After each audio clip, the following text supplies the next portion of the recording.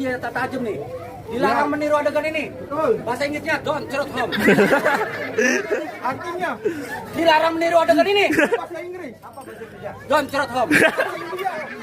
Beri. Udah beri. Bahasa Perancis. Beri. Yeay. Gocap lagi aja. Emang rezeki anak topeng. Kalau lagi awet mah bilang-bilang apa?